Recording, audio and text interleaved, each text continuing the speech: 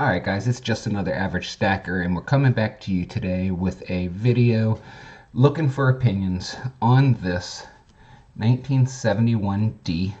Yesterday I picked up a bunch of boxes and was going through. Unfortunately they happened to be a bunch of repacks, but figured I'd go through, look for some varieties and some errors and so forth.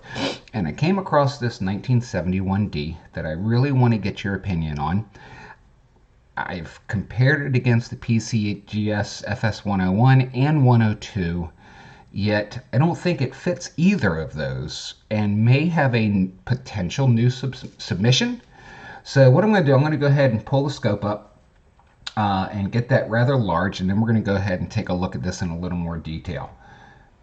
Okay, so here we go. And where I want to kind of start is just overall. We've got a fairly scratched up coin, and you can see lots of scratches on it and so forth. And want to start with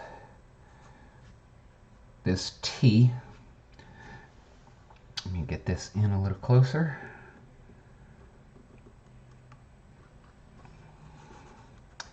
And get this focused.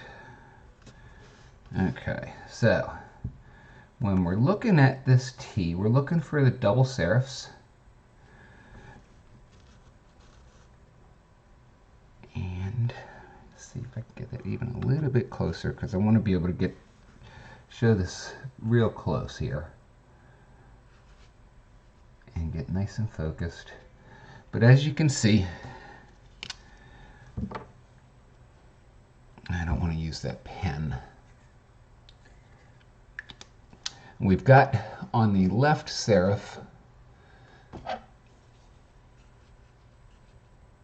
right in here, you can see the doubling on there. Let's bend this down all the way.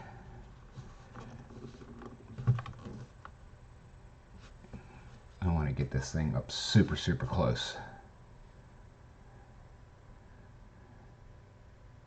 Okay, there we go. That's a little better. But you can see the doubling on the serif there on the left hand side. Unfortunately, the one on the right has been scratched off. But I think it's a pretty good indicator of the double die. You can see it really well right there. And then if we go down to trust,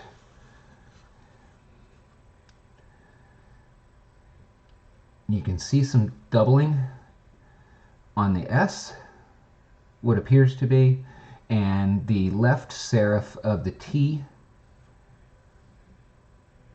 after the S, right there where the S and T kind of come together.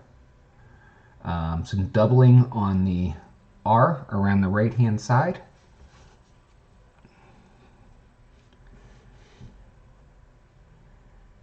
And a doubling on the left bottom serif of the T.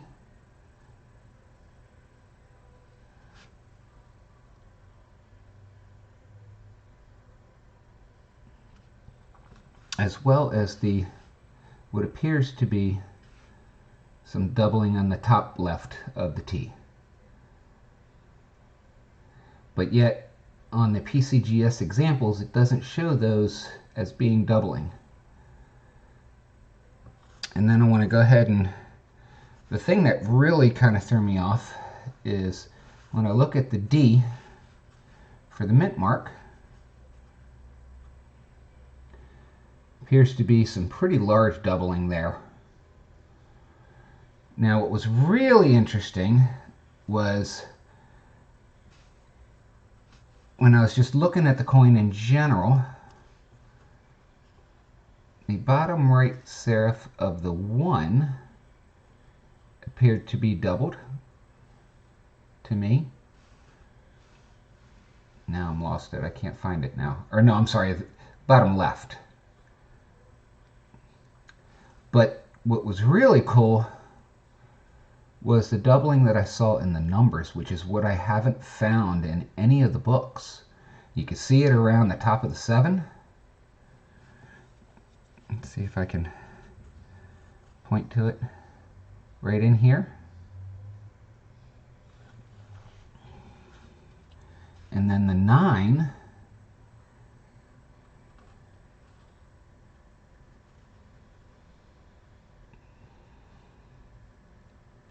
around the inside of the circle for the 9.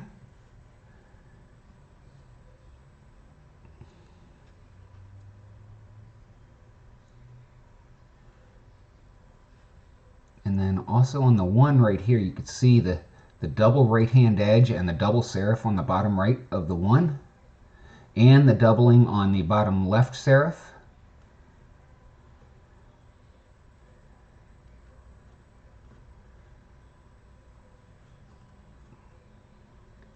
And then you can also see some doubling on the I for in and the N on the bottom left.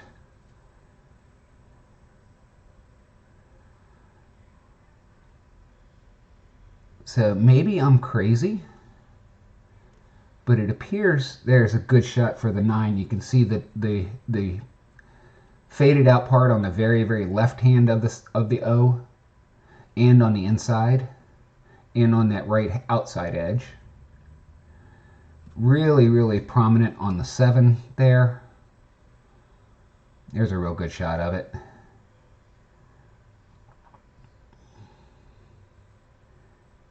And again, that double serif on the 1. So anyhow, let me know what you think, because I'm really curious. I'm just really starting to get into these errors and varieties, and I think I may have found a fairly good example. So this is just another average stacker. Let me know your thoughts, and I will talk to you soon.